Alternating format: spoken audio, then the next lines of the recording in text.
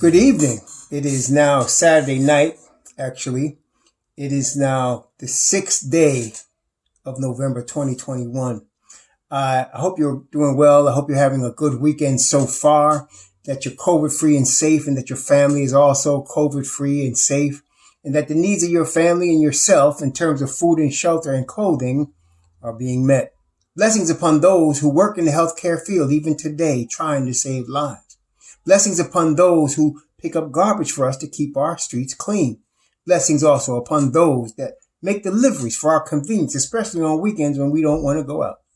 Double blessings on those trying to help, trying to deliver, trying to rescue and save boys and girls and men and women and teenagers and children from sex slavery, from human trafficking, from pornography, from child pornography, from child molestation and pedophilia, from prostitution and child prostitution. Blessings upon those trying to help and deliver, and curses upon those that practice these destroying acts. Also, finally, blessings upon the homeless. Even today, on the weekend, 600,000 men, women, and children are on the streets with no place to stay right now. And the numbers are growing, and we're now in November, and it's getting colder. Please, someone, when you have a chance, help somebody that's homeless. Blessings upon them and the millions around the world in worse conditions, for theirs is the kingdom. So, there was a basketball game last night, and I just finished reviewing the game. I looked at the whole game, Knicks against Bucks.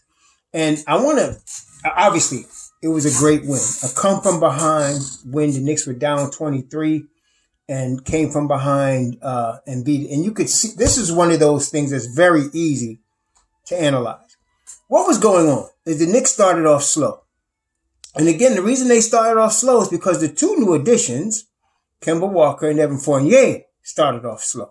Okay. In the first half, they didn't even score. The backcourt gave them no points.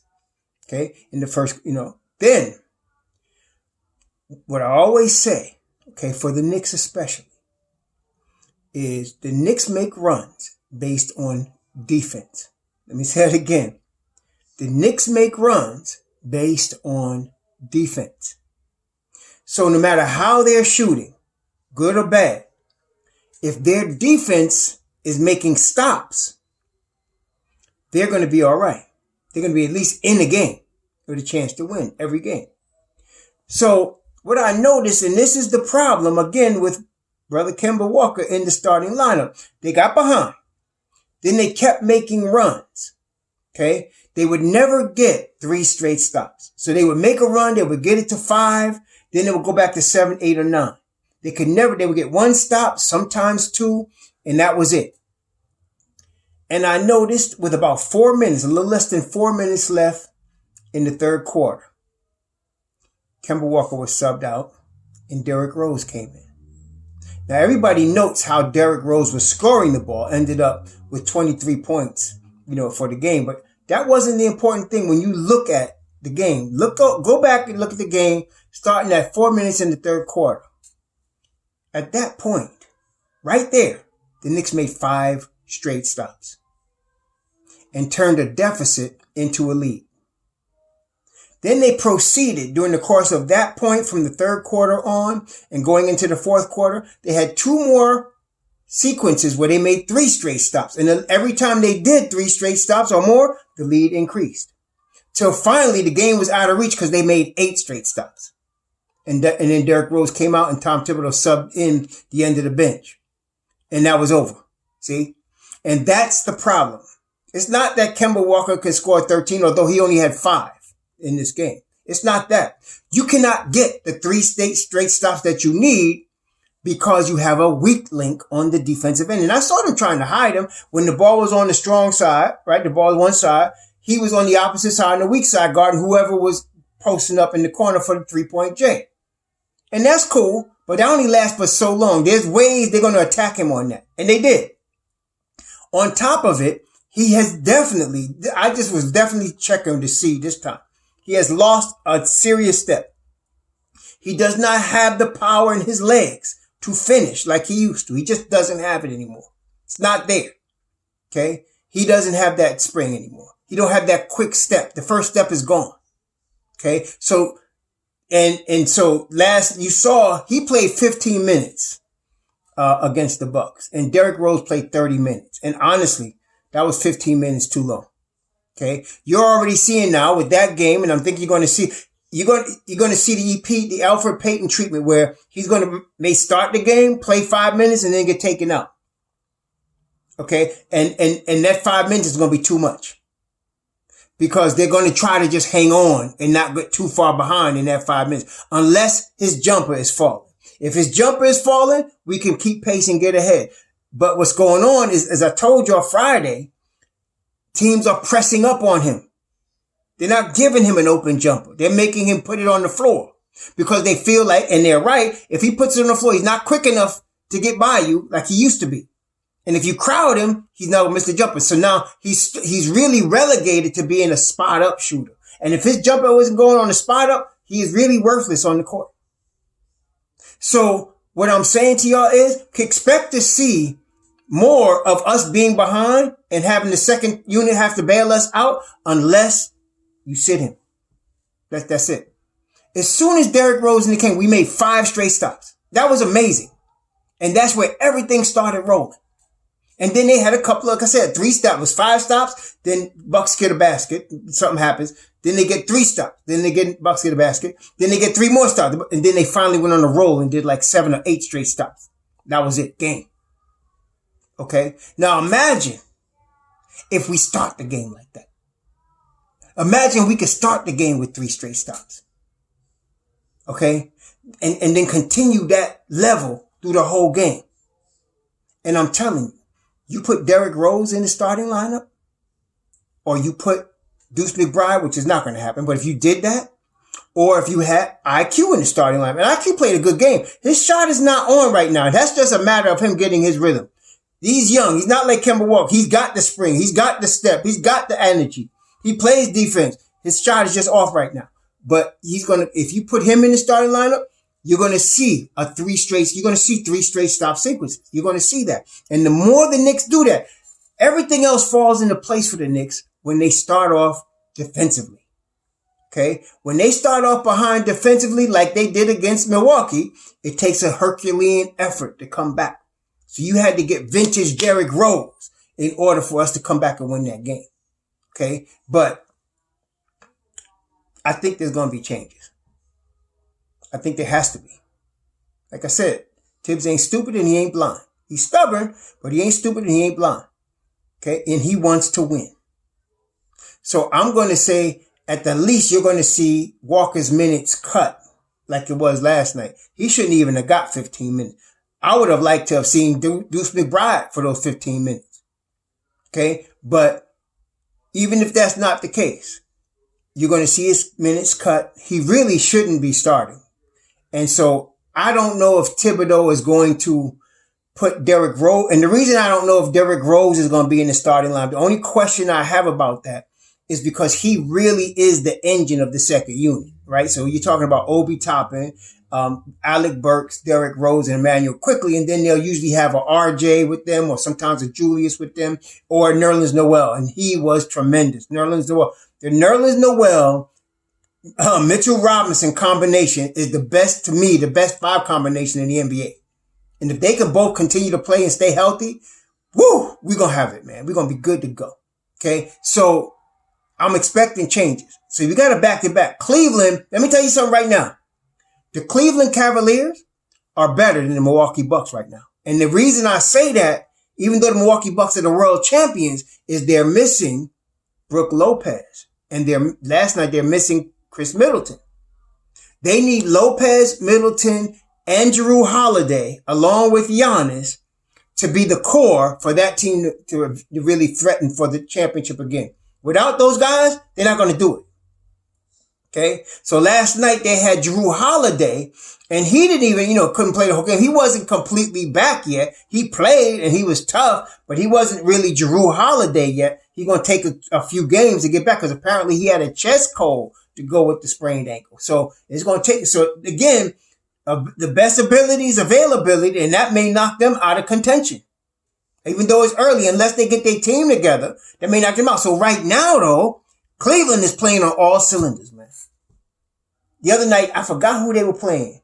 They were playing the other night, and was Thursday night. They were playing somebody. And what happened was, Jared Allen went up for a dunk, right? He went up for a dunk and he got hung on the rim. Now, Jared Allen, is 7 feet tall. He went up for a dunk and got hung on the rim. And so everybody was laughing a little bit. And, Jared Allen even chuckled a little bit. But after that, it's like homie was on a mission. He went off. Jared Allen is coming into his own, man. He really is coming into his own right now. And then Garland and Sexton are learning to play together, which I didn't think they could do, but they are. And then, of course, we know Evan Mobley, even though he was drafted 19 years old, one of the top players in the draft, and obviously he was drafted, I think it was second overall, he was going to be a player regardless. And he's showing that. And they got Lauri Markkanen, who's also a sharpshooter. You know what they don't need? They don't need Kevin Love. Kevin Love's only slowing them down. And they didn't have, I think the last game he didn't even play. And they beat Portland Wednesday. And I think Friday, who they beat Friday? They beat Portland Wednesday. Or was it Thursday was their last game? Did they have a back-to-back? They beat Portland Wednesday and they beat somebody else after that. I don't know who though. Oh, they beat Toronto. That's right. The team that spanked us on Monday. They beat them by 1 point. And Toronto was playing.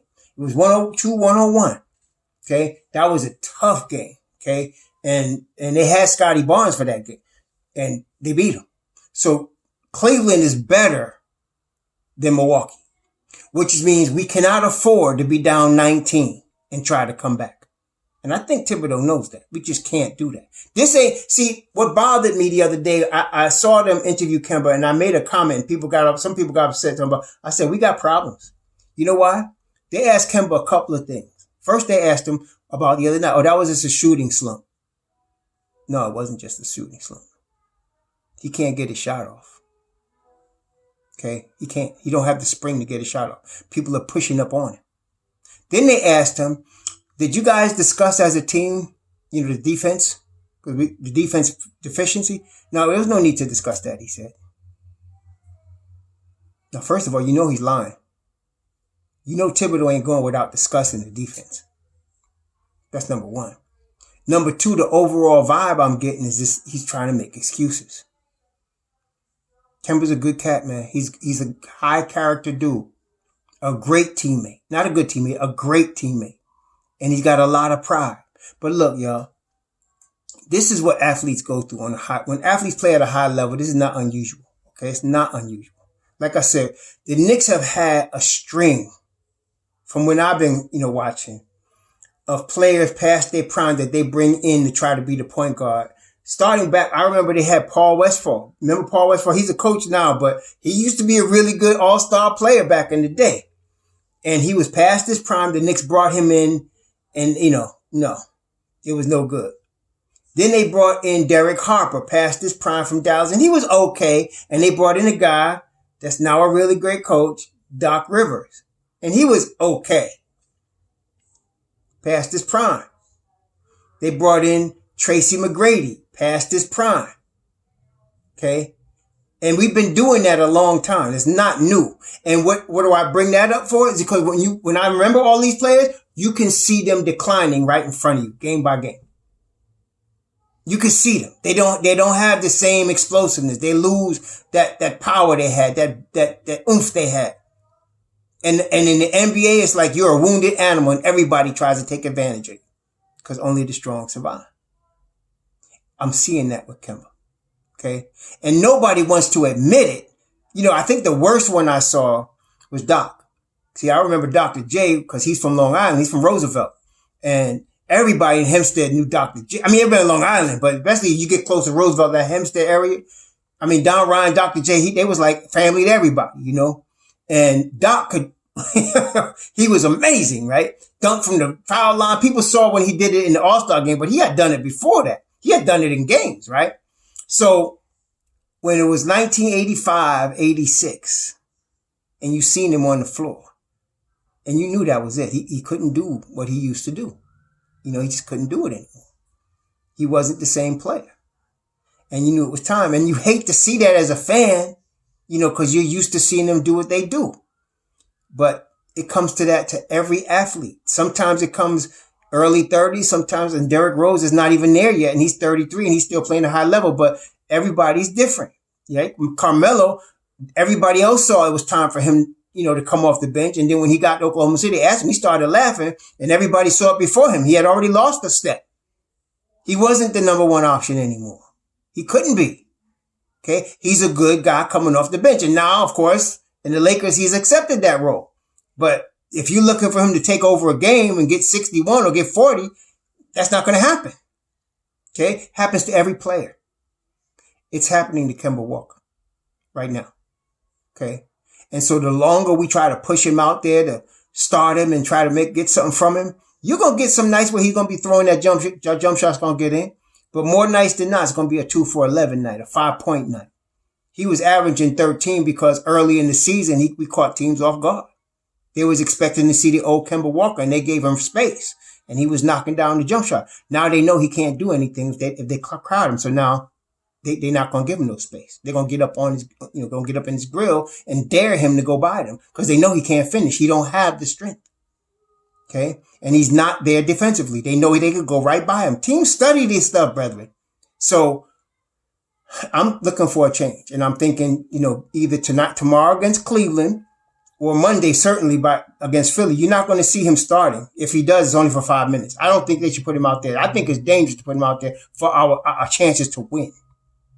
Okay. You want now to start somebody else. Like I said, you might want to keep D Rose on the second unit because he's so explosive coming off the bench. That second unit is dynamite. To me, it's the best in the NBA. That's not even like as a Knicks fan. I'm just telling you. Him, Obi Toppin, Nerlens Noel, AB, IQ, it's a dangerous squad coming off the bench. So if you could get a starting unit that could at least hold their own or do better than that, and you bring that dynamite off the bench, the Knicks are a top 3 team in the East. I've been telling you, with a healthy Mitchell Robinson, and now you got Nerlens Noel, they're a top 3 team in the East. But you got to get rid of this weak link right here. And I say get rid of, I don't want to be too cold. I want to have respect for Kemba. So he got to take a step back. He got to relinquish that stage, for the betterment of the team. That's what I'm saying. For the betterment of the team. And Deuce McBride is chomping at the bit. He's already better than Kemba right now. He's not all-star Kemba because Kemba's not all-star Kemba, but he's better right now defensively and offensively. He's ready to go. Okay. But Tibbs is going to be respectful as I'm trying to be here, but I'm going to be more real because you got to be more, I'm going to be real respectful to Kemba. He's going to be respectful and try to get him his minutes. He's the vet, right? But also Tibbs wants to win. And he saw we was down 19 when we didn't have to be. He saw that. He saw we went on a 5-0 run, a 5 straight stop run, 3 straight stop run, 3 straight stop run, then 8 straight stops with Derrick Rose running the show. You can see that. So tomorrow's Cleveland at 6. We're going to see what happens, but I'm expecting a change because there is no way he's going to be able to deal with Sexton and Garland. There's just no way. Those guys probably licking their chops if Kemba Walker comes out there. Okay. Yeah. Them kids got energy galore. They ready to go. And then on Monday, Tyrese Maxey. Y'all know Maxey. Kentucky. And that boy's playing ball right now. I don't think so. So, yeah. Anyway, great win by the Knicks. I thought we would find out a lot about them, and we did. To me, it's very clear what needs to be done. And it's a small step that transforms our team from somebody that's now struggling, in the top 4 to 6 right now. That's going to make it a clear top 3. And to me, that's the big difference. That's why you got to do something. So anyway, we'll see what happens. Tomorrow, 6 o'clock in the Madison Square Garden, there's going to be a basketball game with the Cleveland Cavaliers, who have won 3 straight games. They're on a roll, ready to go. We got to be ready to meet that energy in the Garden. Those kids they're going to feed it. Colin Sexton and Darius Garland are going to feed off the Garden energy. They're going to come to play tomorrow. We got to meet it. Okay. And I know Tom knows that. So y'all have a safe weekend. Be safe out there in New York City and all around the world. You Knicks Nation. Have a great rest of your weekend. Shalom.